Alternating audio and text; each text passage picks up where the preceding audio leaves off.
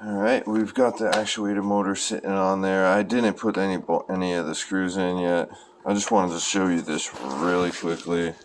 Okay, this area here, it's not really tricky or anything, but this gear is able to move up and down. It's sitting on a little pin. You can see the pin there? Okay. The metal part of the gear here is what rides on the metal part of this motor actuator gear here, and that's going to go down into this hole here. You can see this little gear here, and this is for removing it, releasing the brake when you're removing the system itself. Okay, so this gear goes into this hole. As you can see, there's a washer. I already showed you this, and I put that into place. There's grease on it. Alright, everything's got grease on it, just to make sure that everything runs smoothly, doesn't heat up too much, and doesn't cause too much stress on any of this stuff here. Okay, you can see that the gear moves freely. Okay, we want to make sure that we don't remove this, pull this gear out, this actuator motor.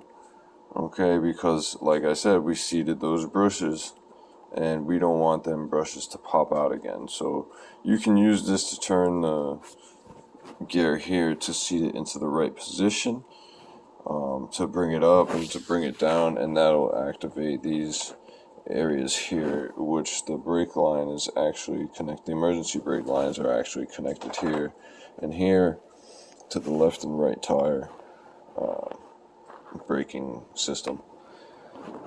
Okay, so we're going to seat this. You're just going to push it down in as far as you can go with it, which I'm pretty much there now.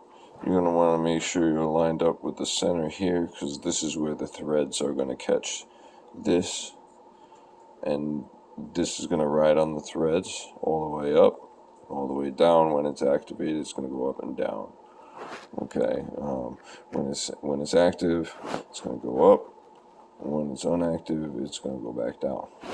And that's going to put these catches in a certain position. So it'll bring the catcher all the way up this way when your e-brake is on. And it'll bring it all the way back down when it's off to this position. Okay, you can see that here. This is the little clip I was talking about. This is going to seat underneath this, and it screws into the bottom there. Okay, this prevents it from going down too far, coming off track and stuff like that while the system's operating. Okay. And I told you there was another clip, and this is the clip for the top area here. So it's going to go, there's a little groove, and I'll show you the groove.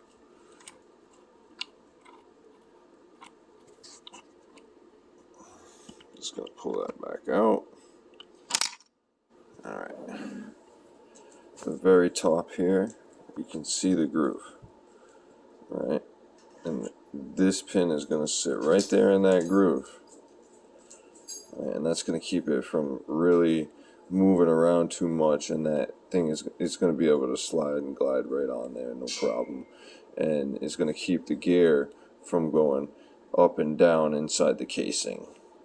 It's going to keep this gear from going up and down inside the casing and causing any kind of damage. That's why they have these clips.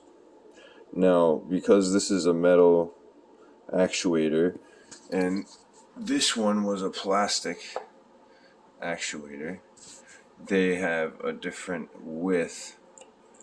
Here, this one goes on nice and easy into the groove there.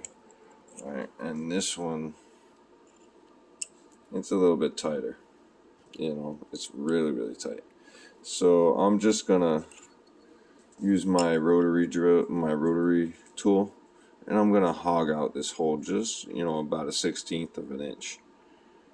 Okay, and that's gonna give me enough space here, and it's not gonna lose any integrity because there'll be plenty of meat left on there. Okay, so if you do buy an aftermarket actuator gear, the clip may be a different size. You may want to buy a new one, but like I said, I'll just modify the one that I have, and it should work perfectly. Okay, so now I'm gonna replace this gear into the area that it's supposed to be in, and I'll get back to you right after this.